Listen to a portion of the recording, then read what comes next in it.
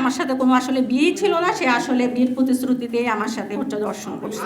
সে হচ্ছে তো আমার সাথে আমাকে তো হচ্ছে সঠিক বিয়ে রেজিস্ট্রেশন করবেই, তারপরে দিয়ে হচ্ছে সে একটা সময় আমি জানতে পারি সে অন্যত্র বিয়ে করে সংসার করছে, সেটা গোপন রাখে। তারপরে ওইটা নিয়ে আমি যখন তাকে জিজ্ঞেস করি তখন সে আমাকে স্বীকৃতি দিতে অস্বীকৃতি জানায়। আচ্ছা, আপনাদের কি তাহলে বিয়ে হয়েছিল? সঠিক কোনো বিয়ে হয়নি। তাহলে বিয়ে ছাড়া দর্শকরা আপনি এখন বলছেন যে জানার পরে আপনাকে স্বীকৃতি দিতে অস্বীকৃতি জানায়, তাহলে এটা তো বিয়ে হলে সে হচ্ছে তার প্রথম স্ত্রী এবং সন্তানের কথা গোপন রেখেই আমার সাথে সম্পর্ক করেছে এবং তার মামলা ছিল বলে সে সেটা গোপন রাখছে এবং হচ্ছে সেই মামলাগুলো মোকদ্দমাগুলো মিটমাট করে কি কিন্তু আমাকে নিয়ে যাওয়ার কথা। সে আমার থেকে লক্ষ লক্ষ টাকা হাতিয়ে নিয়েছে, তার হাতে এখন যে আইফোনটা সেটাও আমার দেওয়া। আচ্ছা, আপনাদের সম্পর্কটা এই বর্তমানে কয় বছর চলছে? এই 2023 সাল থেকে এখন তো আসলে সম্পর্কটা। এতদিন পরে আপনি অভিযোগ করছেন কেন?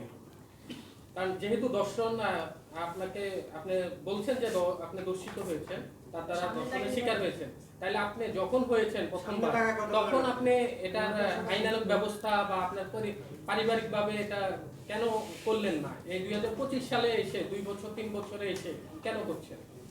সেই ইমোশনালি আমাকে রাখছে। আমাকে হচ্ছে তো আমি তো জানি ও আমার স্বামীও আমার সাথে, সে হচ্ছে মামলা মোকদ্দমা করে আমাকে আবার নিয়ে যাবে। সে হচ্ছে আমি বিভিন্নভাবে শুনতে পারি সে ওই এই দিক সেদিক নিজেকে সিঙ্গেল দাবি করে। আমি সেখানে গিয়ে তার হচ্ছে অনেক বিয়ে ঠেকাই। একটা সময় হচ্ছে সে গোপনে আরেকটা বিয়ে করে লুকিয়ে রাখে। এরপর সর্বশেষ আমি তার ওই বিয়েটা প্রকাশ তাহলে কি আমরা এটা দর্শন বলতে পারি কিনা? কারণ আপনি নিজের ইচ্ছায় কিন্তু গিয়েছেন, আপনি বলছেন যে এটা দর্শন কেন নয়, এটা হচ্ছে বিয়ের প্রতিশ্রুতিতে সে সঠিক বিয়ে তো আমাকে করে না, আমার বিয়ের কোনো রেজিস্ট্রি নাই তার সাথে। সে তো আমার সাথে ভাই বিয়ের নাটক করছে। আমি তো পরে আমি যখন হচ্ছে প্রথম মামলাটা করি, যখন সে আমাকে অস্বীকার করছে তখন আমি বুঝছি সেটা আমার সাথে সম্পূর্ণ নাটক ছিল।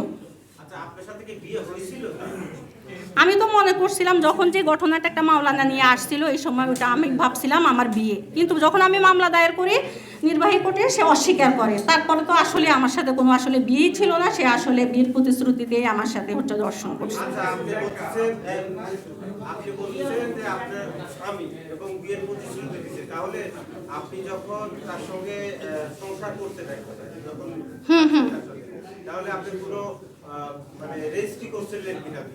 না, তার হচ্ছে ওই যে মামলা আছে এই জন্য সে রেজিস্ট্রি করে নাই।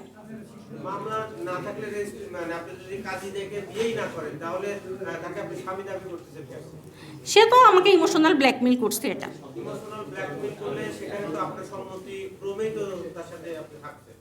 সে তার চাকরি ছিল না, এগুলা সবই গোপন রাখছে, সবকিছুই গোপন রেখে সে এগুলা করছে। আচ্ছা, আপনার কাছে কি এমন কোনো ডকুমেন্টস আছে বা আপনারা যখন দেখা করেছেন কোথায় দেখা করেছেন নির্দিষ্ট? এখন আমরা কি এটা ধরে নিব যে যদি ডকুমেন্টস আমাদের বেশিরভাগই হচ্ছে ঢাকা বিশ্ববিদ্যালয়ে দেখা কথা হইতো, ওখানে আমাদের চলাফেরা বেশিরভাগ ছিল। আমি কিছুদিন ওখানে থাকার পর ওর পরিবার হচ্ছে আমার কাছে টাকা চাইছে, অনেক টাকা মামলা মোকদ্দমাটা মিটমাট করার জন্য, কিন্তু আমি ব্যাংক কর্মকর্তা, কিন্তু আমার 5 বছর হয়নি, আমার তো এখন মনে হয় হচ্ছে সামনে 3 বছর হবে। তবে আমি অনেক প্রাইভেট ব্যাংকের চেষ্টা করছি টাকা নেওয়ার জন্য, কিন্তু পারি নাই।